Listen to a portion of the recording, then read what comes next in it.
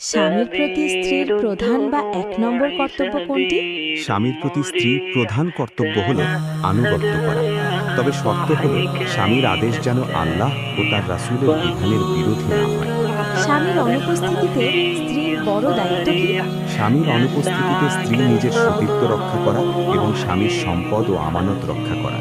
আল্লাহ তাআলা কোরআনে সূরা নিসা 34 নম্বর আয়াতে এই দুটি নারীদের বৈশিষ্ট্য হিসেবে উল্লেখ করেছেন। স্বামীর অনুমতি ছাড়া কি স্ত্রী ঘরের বাইরে যেতে পারে? না, সাধারণ অবস্থায় ঘরের বাইরে যাওয়ার জন্য স্বামীর অনুমতি নেওয়া স্ত্রীর অন্যতম কর্তব্য। জরুরি প্রয়োজন বা দিনী শিক্ষা ছাড়া বিনা অনুমতিতে বাইরে যাওয়া ইসলামে অনুচিত। নফল ইবাদতের ক্ষেত্রে কি স্বামীর অনুমতি প্রয়োজন?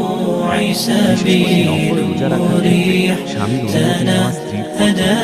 তবে ফরজ ইবাদতে যেমন রমজানের রোজা বা ফরজ নামাজের জন্য অনুমতির প্রয়োজন নেই। স্বামীর অর্থনৈতিক সামর্থ্যের ব্যাপারে স্ত্রীর করণীয় কি?